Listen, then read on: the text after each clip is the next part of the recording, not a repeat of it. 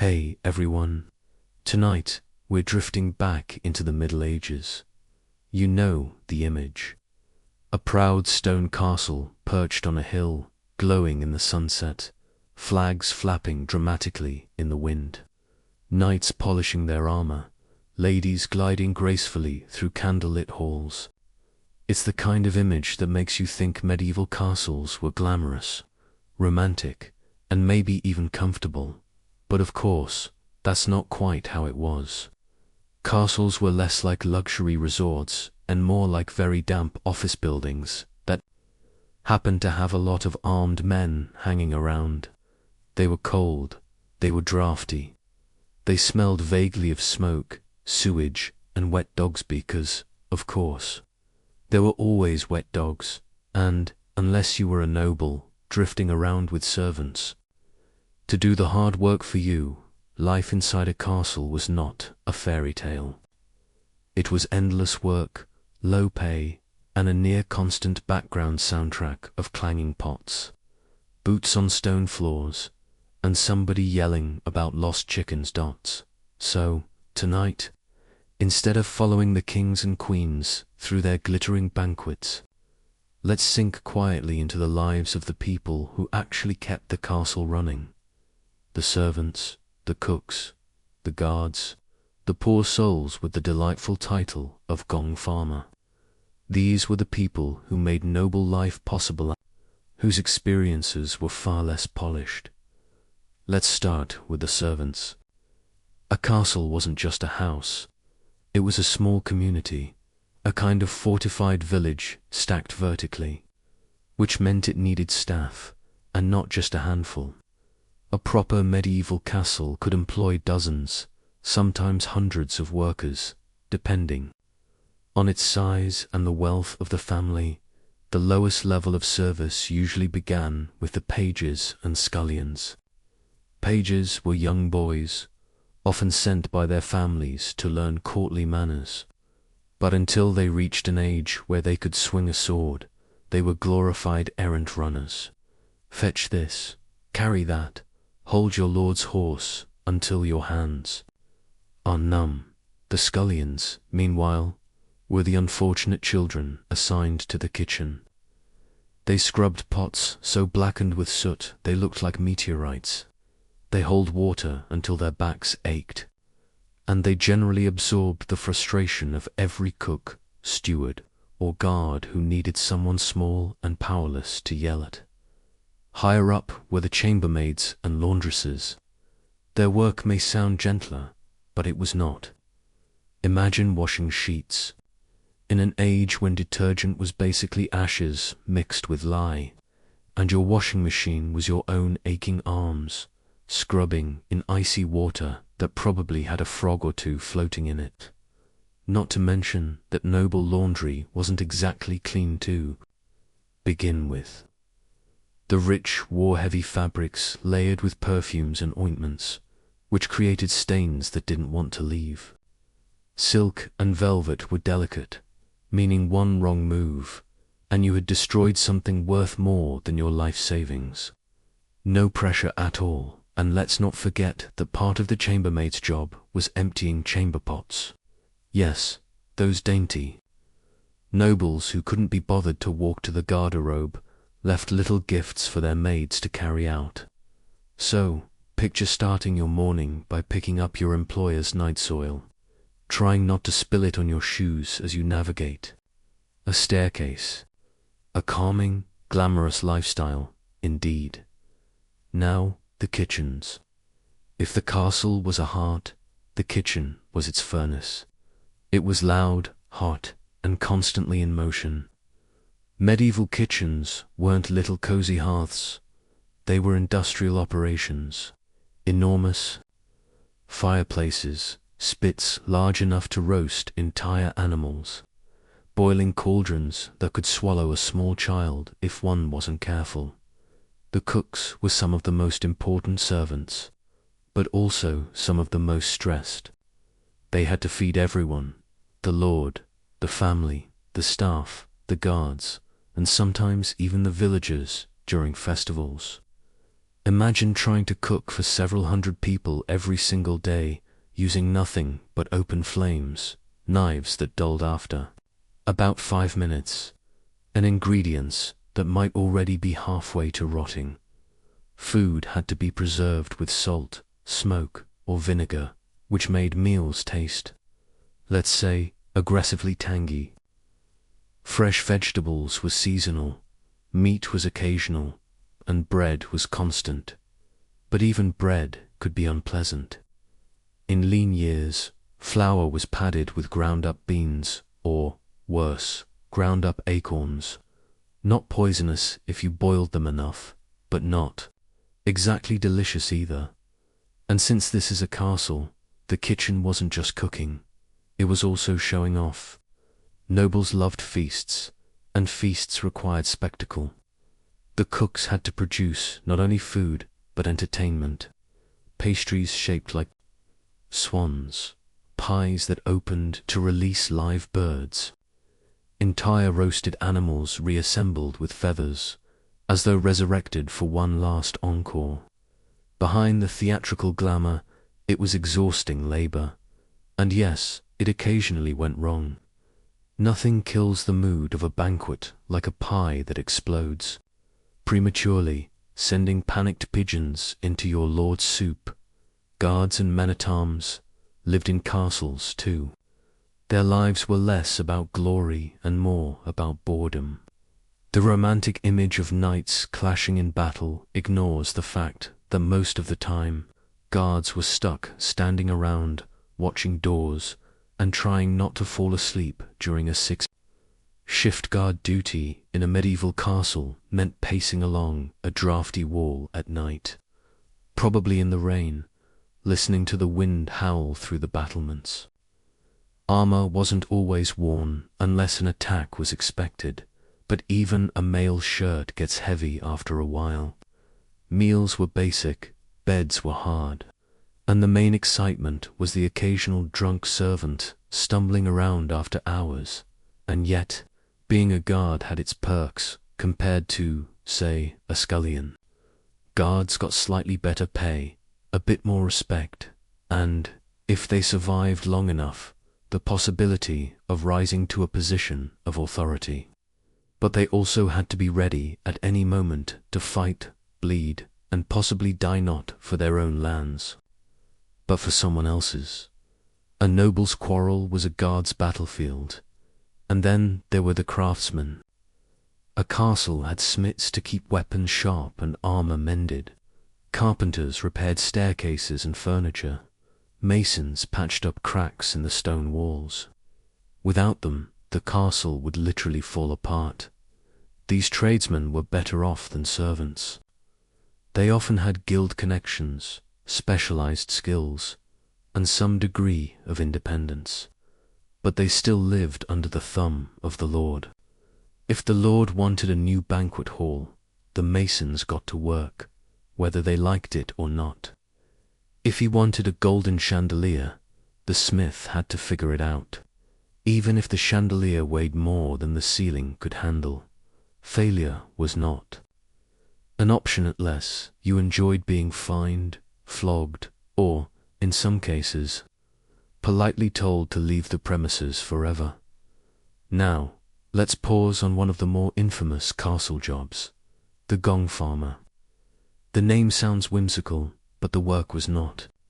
Gong farmers were responsible for cleaning out the cesspits, or garderobes, where all the castle's waste collected. Imagine lowering yourself into a pit of sewage, scraping it out by hand, and hauling it away in buckets. The pay was better than average, but only because absolutely no one wanted the job. The stench clung for days. People avoided you in the streets, but someone had to do it, or else the castle would drown in its own filth. The waste was usually carted off and used as fertilizer in fields. Efficient, yes, but also a little grim to think about when biting into your next loaf of bread. And occasionally, the cesspits exploded. Methane buildup, plus an unfortunate torch, could turn a castle's waste system into a brief, but memorable fireworks show. The castle was not quiet. Servants bustled, cooks clattered, guards stomped, dogs barked, pigeons cooed from the rafters, and bells rang constantly marking the hours, calling people to prayer or warning of visitors. Privacy was rare. A servant might sleep in the hallway, guards might share bunks, and even the lord and lady often had attendants hovering around, because nothing says intimacy like an audience of two while you get dressed. And comfort, not much of it. Heating was mostly fireplaces, which meant the side of you facing the fire, roasted while your back froze. Windows were covered with oiled cloth or wooden shutters. Glass existed, but it was a luxury. Drafts whistled through the cracks, smoke lingered in the air, and vermin were constant companions. Rats, mice, and fleas thrived in castles, and, unfortunately, so did lice. Almost everyone had them, from noble to scullion. Combing through hair wasn't just hygiene, it was survival. So, if you weren't a noble, what was castle life really? Like, it was noisy, it was smelly, it was crowded, but it was also steady work. A place within the castle offered food, shelter, and, in some cases, opportunities for advancement. A clever servant could rise to become a steward. A skilled guard might become captain. Even the cook, if he pleased his lord's palate, could wield quiet power. But most workers remained invisible. They toiled in the background, ensuring the noble family could enjoy their feasts, their hunts, their wars, and their endless complaints about drafty corridors. Without these workers, the castle was just a pile of cold stone. With them, it became a living, if not particularly glamorous, home. And so, tonight, as we picture medieval castles, let's not just see the lords and ladies in their finery. Let's imagine the tired scullion scrubbing a pot until his fingers wrinkle, the laundress wrestling with a silk gown that smells faintly of goat fat, the guard pacing the battlements, humming to himself to stay awake, the Gong farmer waist-deep in humanity's least elegant byproduct, probably wondering if this was really what he signed up for. Asterisk that, truly, was castle life for the majority, not banquets, not ballads, just work, and more work, until the next sunrise. Hey everyone, let's stay where we left off, tucked inside the stone belly of the medieval castle. We've already met the scullions, the cooks, the guards, and the Gong farmers. A parade of tired faces, each with their own bucket, broom, or blunted sword. But there's more. A castle, after all, was like a small city trapped inside walls.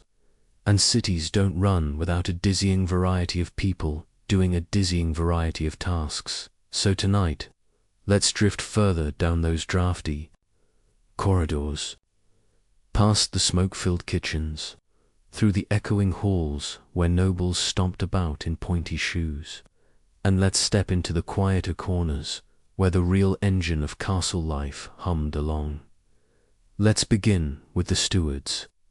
Not glamorous, but powerful. A steward was essentially the castle's chief operating officer.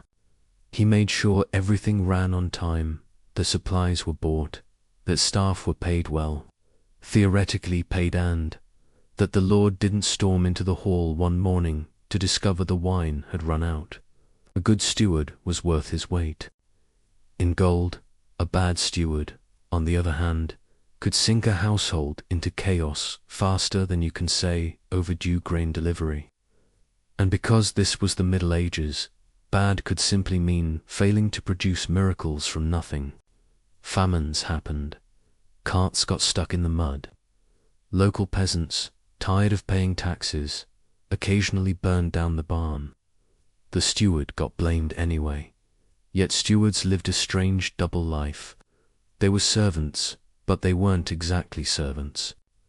They could dine at the Lord's table, but never fully belong. Close to power, but never holding it. A permanent middle manager, forever stuck between grumbling staff below and demanding nobles above.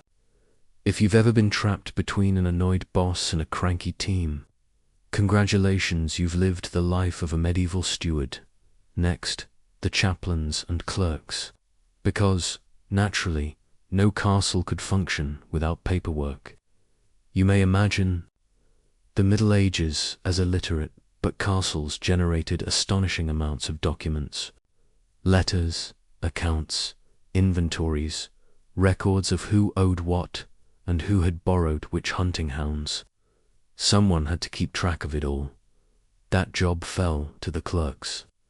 Usually younger men, trained in Latin, who could hold a quill without spilling. Ink everywhere. Their work was repetitive. Copy this, record that. Draft a polite but slightly threatening note to a neighboring lord about unpaid debts.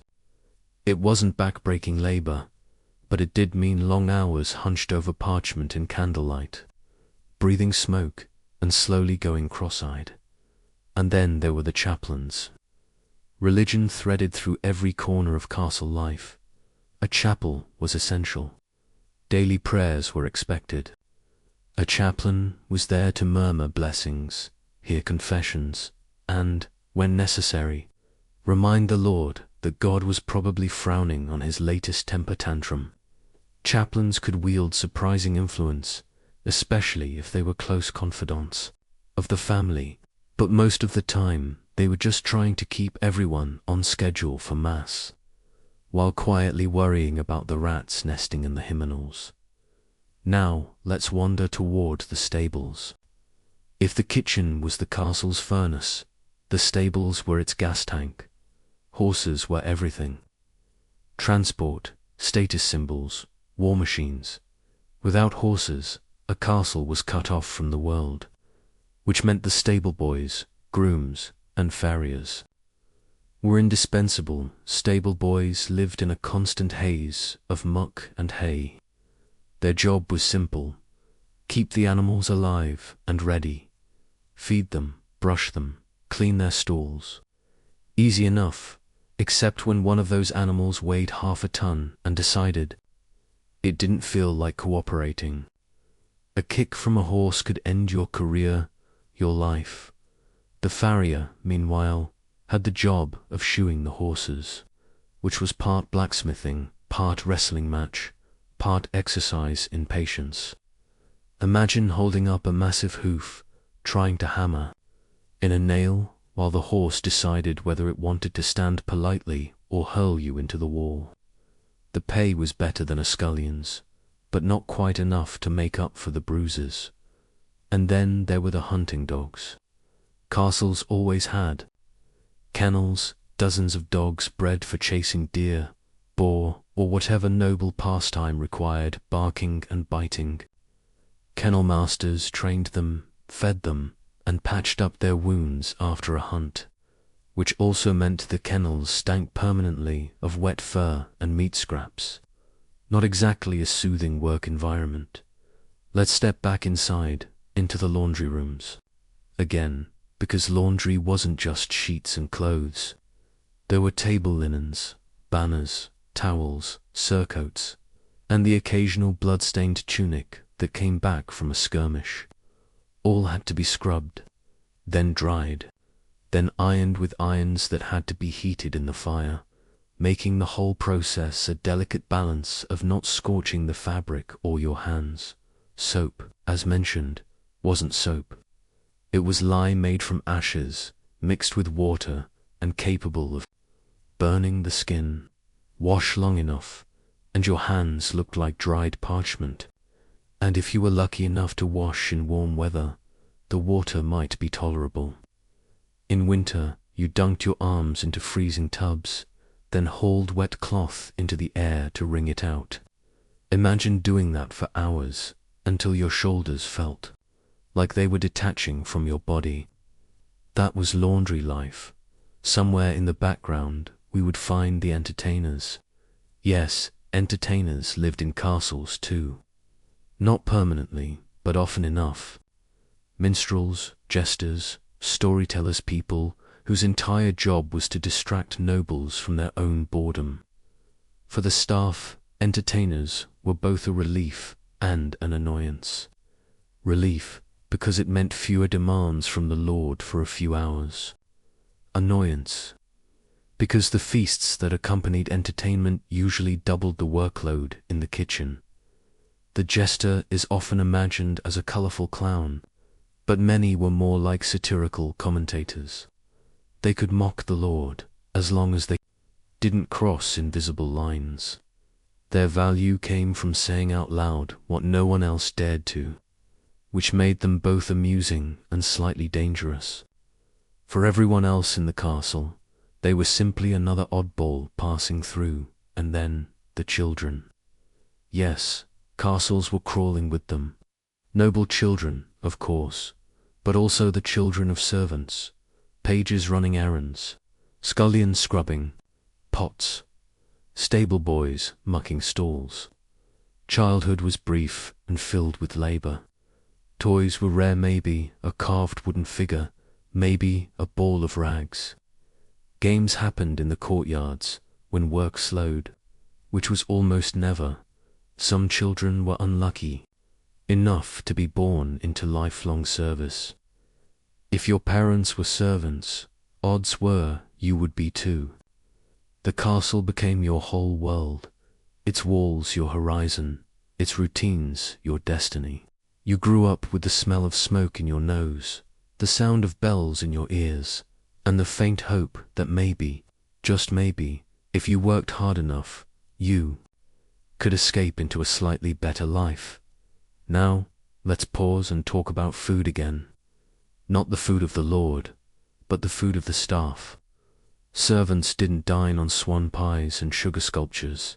They ate what was left. Bread crusts, porridge, stews thickened with whatever scraps fell from the noble table. Meat was rare, except for guards who sometimes got a ration.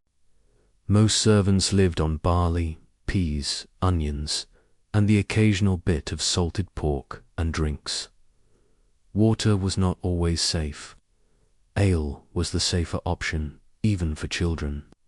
Low alcohol, small ale was consumed daily, providing hydration with only a hint of cheerfulness.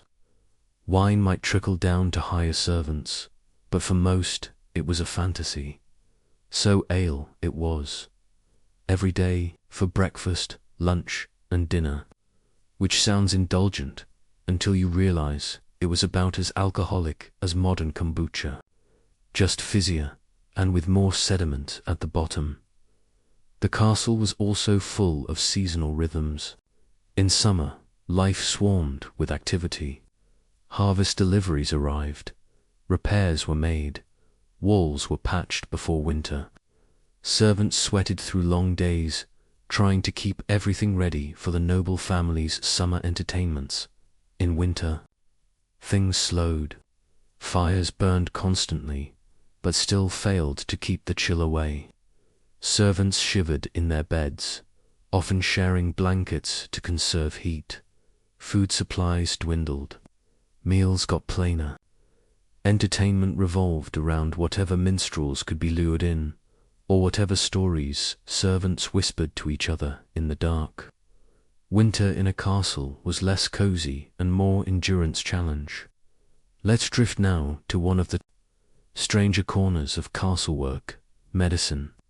Every castle had some version of a physician or barber surgeon. Their role was to keep people alive, failing that, to bleed them politely until they died. The barber surgeon trimmed hair, pulled teeth, set broken bones, and occasionally tried experimental cures involving leeches, herbs, or, if desperate, the application of hot irons. Servants, of course, rarely saw the physician. Their medicine came from the kitchen gardens, where herbs like sage, rosemary, and yarrow were grown. A headache, chew willow bark. A cut, slap on a poultice of honey and hope it didn't attract flies. Most ailments were endured. Fevers ran their course. Colds were suffered through. Injuries healed badly or not at all. Life expectancy wasn't necessarily as short as myths suggest, but it was certainly less comfortable. And so, when you picture castle life, it's worth remembering how many people it took. The steward balancing accounts, the chaplain muttering prayers, the laundress wringing cloth until her knuckles cracked, the stable boy brushing a horse in silence, the cook sweating over an oversized cauldron, each person quietly exhausted, filling a role without which the grand castle machine would collapse. The nobles got the songs, the tapestries, the legends. Everyone else got the work. Hey everyone, we've walked through the kitchens, peeked into the laundries, and stood watch with the guards. But what happened when the sun finally went down? What did the castle sound like, smell like, and feel like at night? And how on earth did people try to stay clean in a place that was basically equal parts smoke, sweat, and livestock? Tonight, let's settle in for the castle after hours, a quieter, darker side. Though, as you'll see, not necessarily more peaceful. Let's begin with bedtime. Medieval people didn't sleep quite like we do. For one thing, their beds were often shared. Servants slept in crowded quarters, sometimes on straw mattresses, sometimes on nothing more than a blanket on the floor. Guards on night rotation might not get a bed at all, curling up in their cloaks against a wall. Even nobles often shared beds, not always romantically. It was common for important guests to be offered the Lord's bedchamber, and then to be joined in that bed by another dignitary, because nothing says diplomacy like trying to fall asleep next to a snoring ambassador.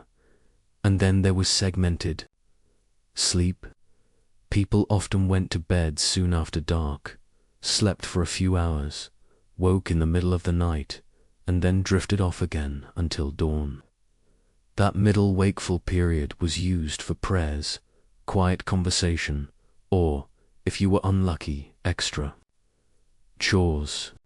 Imagine your master shaking you awake at 2 a.m. because he decided he simply had to have more firewood. The castle at night was not silent.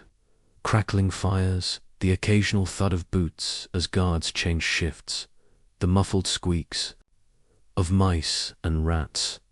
Dogs barked in the courtyards, horses stamped in the stables, and if you were in the servants' quarters, you probably heard snoring. Lots of snoring. Wooden buildings, stone walls, and thin straw mattresses don't do much to dampen sound. Candles flickered, but were expensive, so most of the castle sat in deep shadow after dark.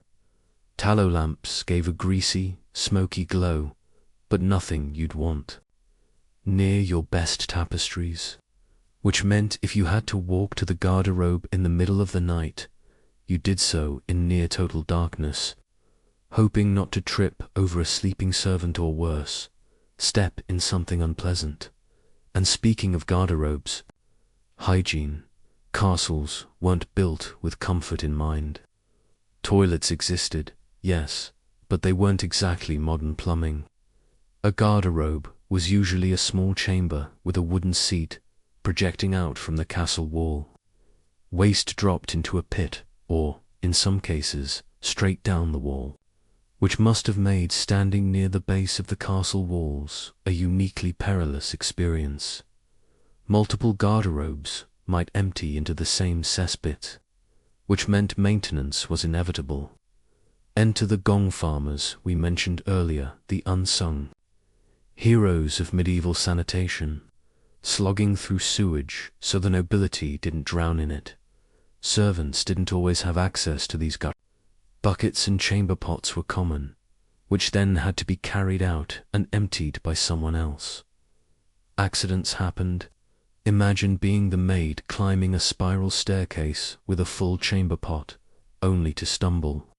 It wasn't just your pride that got bruised. Bathing was another matter entirely. Contrary to the myth that medieval people never bathed, they actually did, though not daily, and rarely luxuriously. Castles had bathhouses or wooden tubs. Hot water was fetched, sometimes scented, with herbs, and nobles might indulge in a long soak. Servants, they might get a turn after everyone else. When the water resembled soup, soap was harsh, made from animal fat and lye, and could strip skin raw. For hair, rinses of vinegar or herbs were common. Lice, however, remained faithful companions. Everyone had them. Fine-toothed combs helped, but only so much. It was less about eliminating lice and more about controlling the population, like a medieval version of pest management. And perfumes weren't just luxury, they were survival. Nobles drenched themselves in strong scents to mask the smells of sweat, smoke, and occasionally their own medical ointments. It wasn't subtle.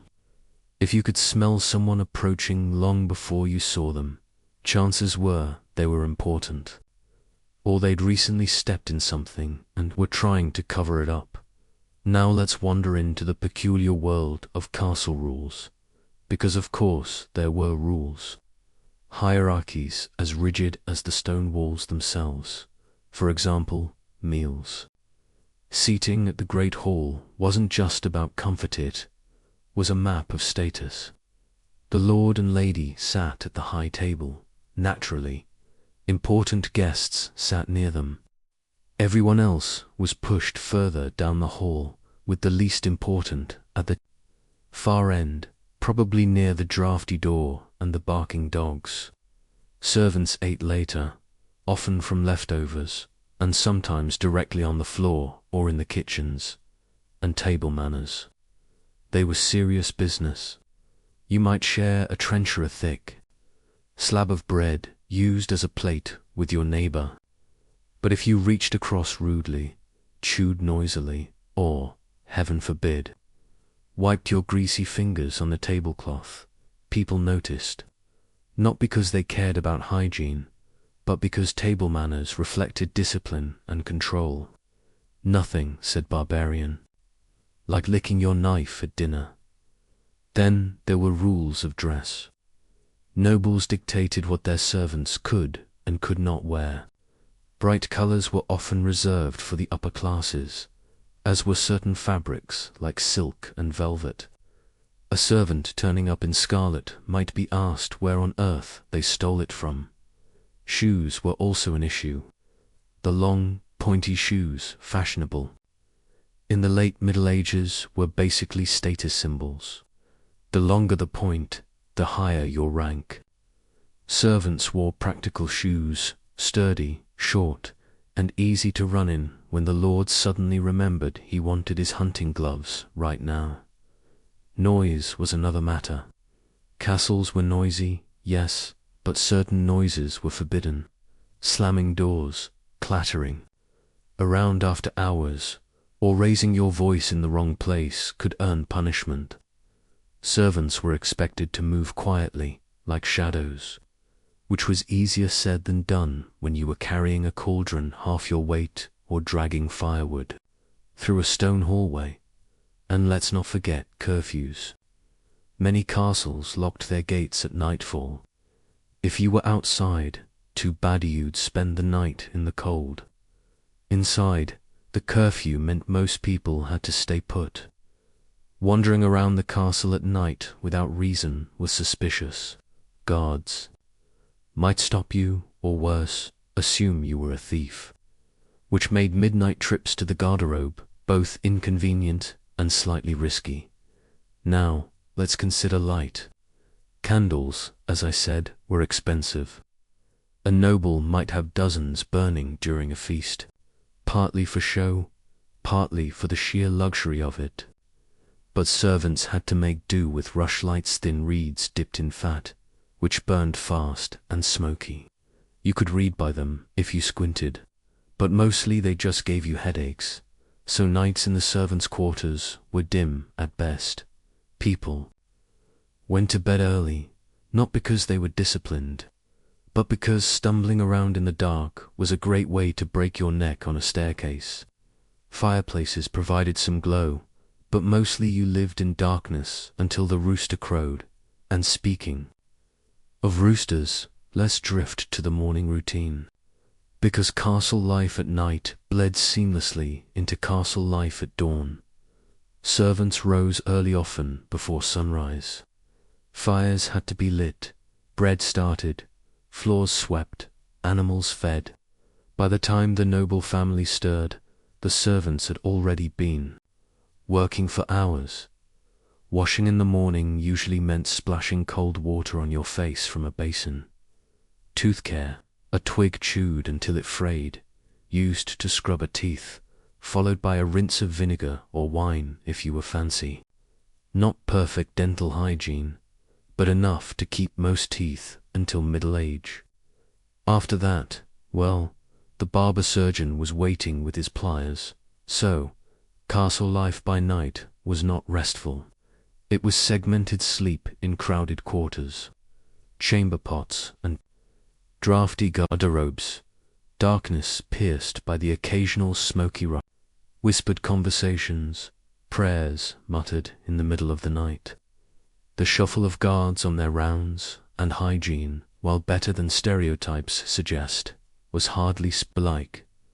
Baths were rare treats, soap was corrosive, lice were inevitable, and chamber pots were a way of life.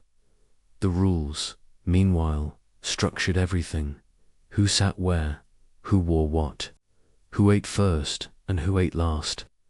A constant reminder that you were part of a hierarchy as fixed as the stone walls around you. For nobles, the castle was a stage for their power. For everyone else, it was a maze of work, routine, and rules, one you navigated by day and endured by night.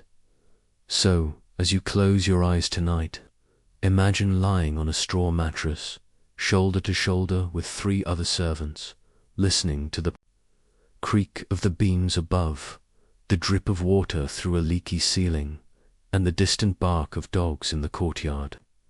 Somewhere, a guard coughs on the wall. Somewhere else, a chamber pot tips over with a splash, and you sigh, pull the thin blanket closer, and drift into the restless, segmented sleep of castle life. Hey, everyone. So far, we've paced the walls with the guards, scrubbed pots with the scullions, and even tiptoed into the garderobes. But castles weren't only about work. They were also about eating, feasting, and occasionally having fun. Because what's the point of living in a drafty fortress if you can't throw a massive banquet every now and then? Tonight, let's drift into the rhythms of castle food and festivals. The good meals, the bad meals, the feasts that went on for days, and the entertainments that made life inside those walls a little less grim. Let's start with daily food. For nobles, meals were an event. Breakfast was light, sometimes just bread and wine or ale. Lunch, called dinner back then, was the main meal of the day. It could involve several courses with meats, pies, stews, and pastries. Supper came later in the evening, often lighter, though light still meant enough food to feed a small modern family. Servants ate differently. Their meals were humbler, thick pottages of peas or beans, sometimes flavored with scraps of meat or bone. Bread was the staple, sometimes coarse and chewy, sometimes baked with grains that made it more like edible gravel.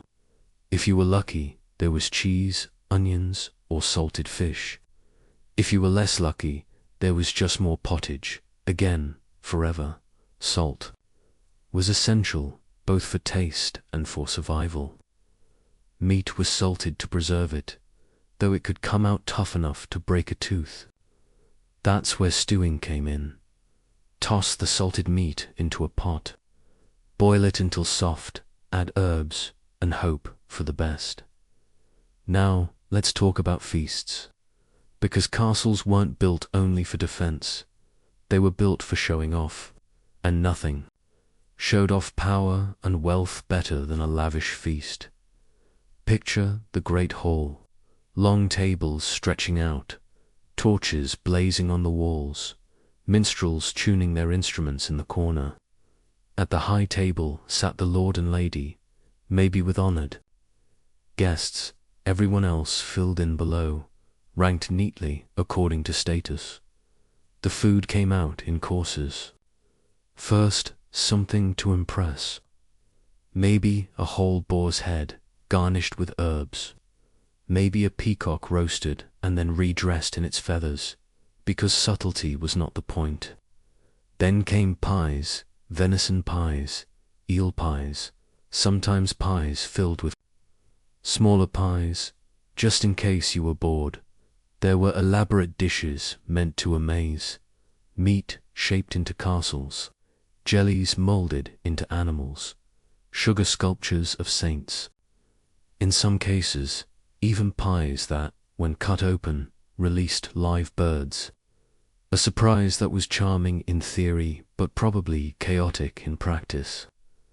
Nothing says elegance like sparrows flying into the gravy boat, and, of course, drink flowed constantly. Ale, wine, mead, whatever the cellar could provide. Moderation was encouraged in theory, but in practice, nobles often drank themselves into oblivion, which meant the feast could end with anything from a heartfelt speech to someone vomiting discreetly behind a tapestry. Entertainment at these feasts was just as important as the food. There were minstrels singing songs of love, loss, and occasionally politics disguised as poetry. There were jesters cracking jokes, juggling, or balancing dangerously on chairs. Acrobats, dancers, even fire-breathers might be hired to keep the guests awake between courses. For the nobles, it was a performance. For the servants, it was chaos. Food had to be timed perfectly, fires stoked, spits turned, dishes carried in the right order. One mistake, and you might be the evening's unplanned entertainment. But feasts weren't only for special occasions. Castles marked the calendar with festivals, religious and seasonal. Christmas was the big one. The great hall decked with greenery, fires blazing, 12 days of feasting and merriment. Lords were expected to show generosity, handing out food or gifts to servants and peasants, which was less about kindness and more about keeping people loyal. Easter was another major feast, often with processions, masses, and more food than the kitchens wanted to deal with. Harvest festivals brought in the bounty of the fields, with games, music, and dances. Even saints' days could turn into excuses for extra meals, extra drink, and a few hours of merriment before the grind resumed. And then there were weddings. If a noble married, the feast could last for days. Entire barrels of wine were emptied, animals roasted by the dozen, and entertainers hired until they were hoarse. For the servants, this meant sleepless nights, endless cooking, and floors that had to be scrubbed of mysterious stains afterward now. Entertainment outside the feast table. Life inside a castle wasn't all work, though it often felt that way. Nobles entertained themselves with hunting, hawking, and tournaments. Hunts were grand affairs, with packs of hounds, horns blowing, and servants scrambling to keep up. The prey might be deer, boar, or, in desperate times, whatever moved. Hunting wasn't just about food. It was about proving skill, courage, and social dominance. Falconry was another noble pastime. Training birds of prey to catch smaller animals required patience and, of course, servants to manage the messy details. A falcon perched on the wrist was less a hobby and more a walking status symbol. Tournaments brought excitement, though they didn't always happen at the castle itself. Knights jousted, fought in melees, and occasionally maimed each other in the name of honor. For the spectators, it was thrilling. For the knights, it was a mix of danger and opportunity. For the servants, more feasts to cook for, more guests to house, more work in general. Indoor entertainment was more modest. Board games like chess and backgammon were popular among nobles. Dice games provided amusement, though they were frowned upon by the church. Storytelling filled long winter evenings with tales of King Arthur, saints, or, if you were lucky, gossip thinly disguised as legend. Music filled the halls. Lutes, harps, fiddles, played by professionals if the lord could afford them, or by servants who happened to have talent. Singing together was common, even among the lower ranks. Songs about love, about war, about farming, or about how much ale was left in the cask. And don't forget animals. Castles often had pet dogs, cats, even monkeys. Nobles loved exotic animals, and a noble who could show off a strange beast from abroad looked all the more powerful. Servants were left to feed them, clean up after them, and occasionally dodge them when they got loose in the hall. Nothing livens up dinner like a monkey stealing bread. Not all entertainment was light-hearted, though. Punishments were sometimes turned into spectacles. A servant caught stealing might be publicly shamed. A criminal dragged into the courtyard might be executed in front of the entire household. It was part deterrent, part grim entertainment. The Middle Ages had a flexible idea of fun. Of course, festivals and entertainment weren't just about amusement, they reinforced hierarchy.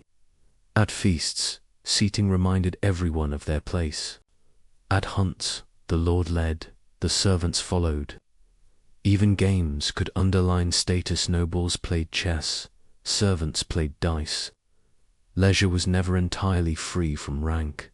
And yet, for all the rigidity, festivals were also moments of release, times when servants ate better, laughed more, and maybe even forgot the endless chores. A Christmas feast meant meat, bread, ale, and a rare sense of community. Even if you were stuck cleaning up afterward, you at least had something to eat that wasn't grey pottage. So what was castle entertainment really like? It was grand and spectacular for the nobles, exhausting for the staff, and somewhere in between, for everyone else. Feasts dazzled with roasted animals and sugar sculptures, but behind the curtain, scullions scalded their hands and laundresses scrubbed stains from yet another overturned goblet of wine.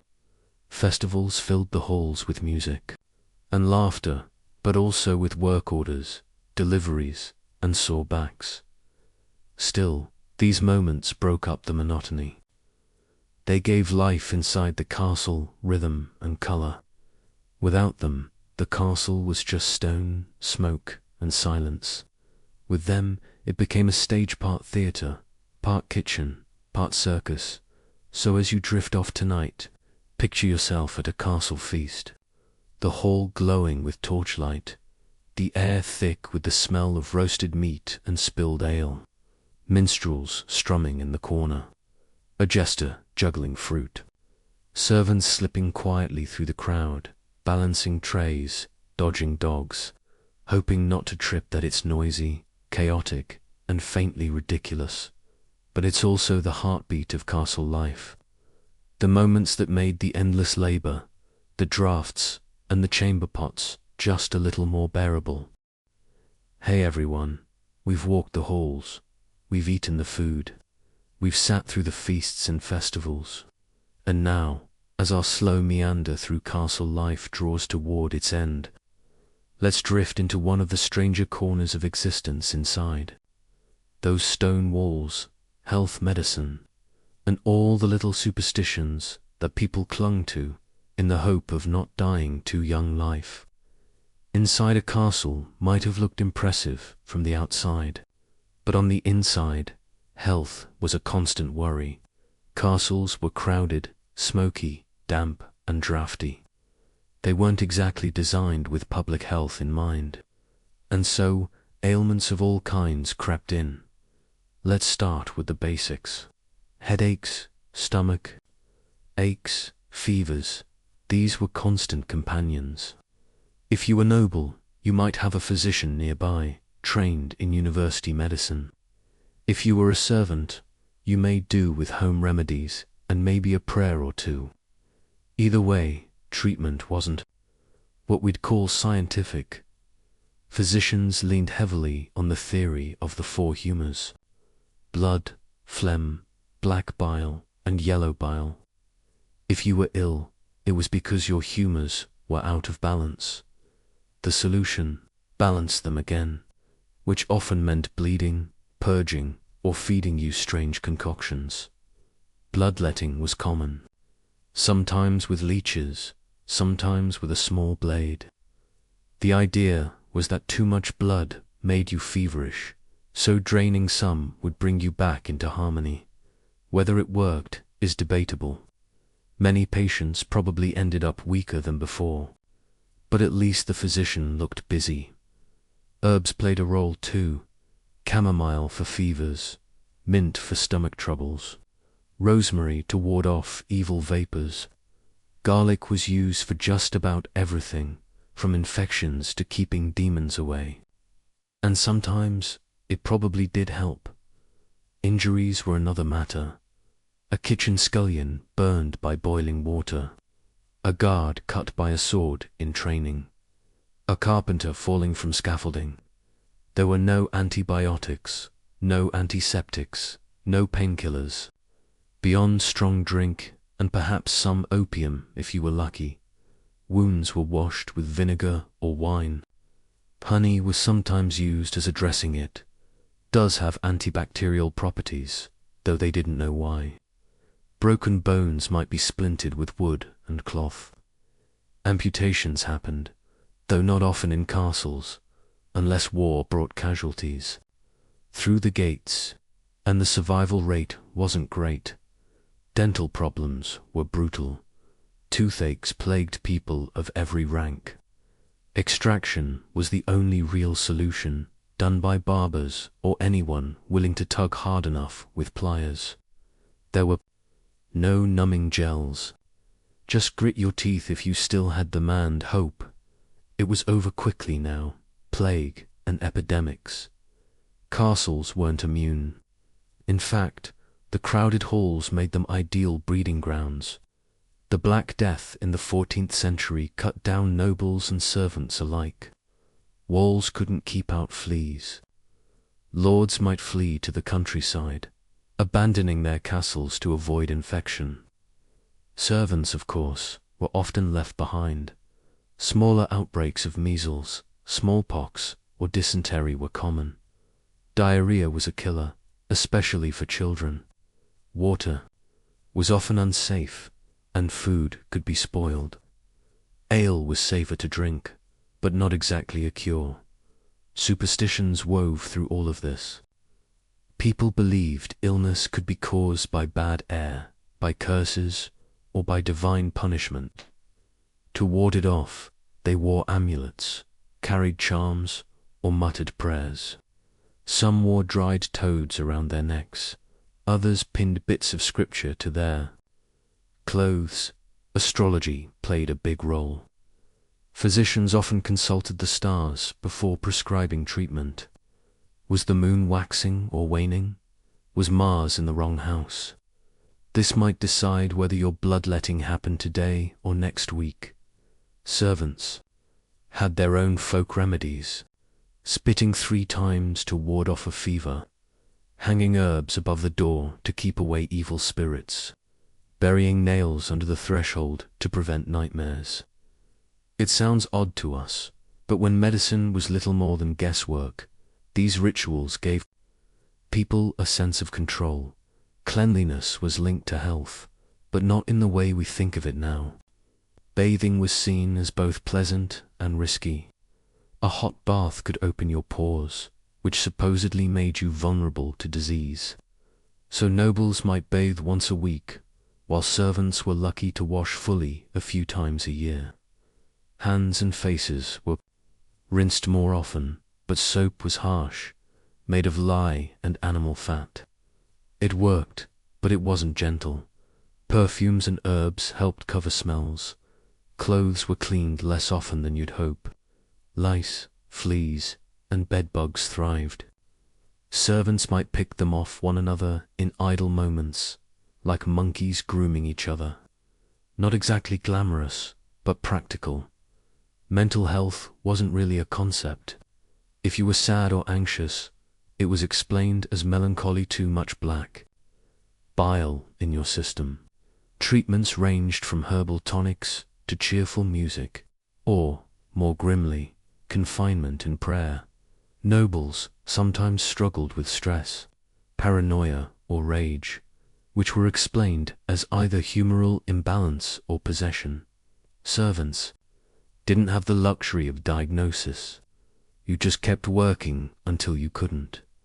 Pregnancy and childbirth deserve a mention. For noble women, childbirth was one of the most dangerous moments of life. Physicians, midwives, and female attendants gathered, armed with prayers, herbs, and warm cloths. Complications were common. Many women died in labor, and many children never survived infancy. Superstitions surrounded childbirth. Charms were tied to the bedposts. Candles were blessed. Saints were invoked. A smooth birth was celebrated. A difficult one was feared as a sign of sin or curse.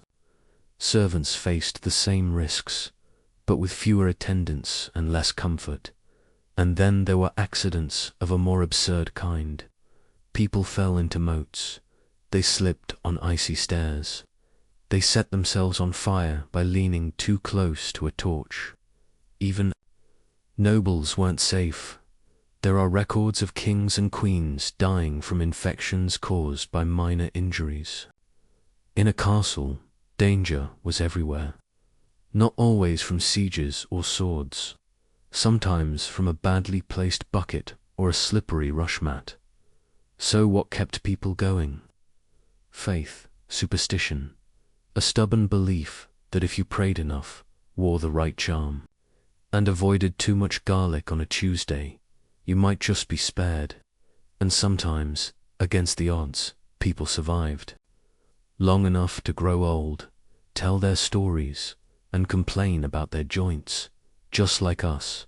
As we close this slow wander through castle life, think back on the layers we've drifted through. The servants scurrying in the kitchens, the guards pacing in the moonlight, the strange rules of hygiene, the noisy feasts, the loud festivals, the endless work. And now, the quiet fears of illness, the prayers whispered in dark corners, the herbs hung in doorways. Castles looked grand from the outside, but on the inside, they were very human, full of noise, smells, laughter, grumbles, and worry. They were homes, prisons, workplaces, and theaters all at once. So tonight, as you close your eyes, imagine the castle settling down for the night, the torches dimming, the kitchens going quiet, the guards yawning on their posts. Somewhere, a child coughing in the dark. Somewhere else, a noble muttering a prayer before bed, hoping tomorrow brings better health. The castle breathes, it creaks, it sighs, and for just a moment, across the centuries, you can almost hear it. Sleep well.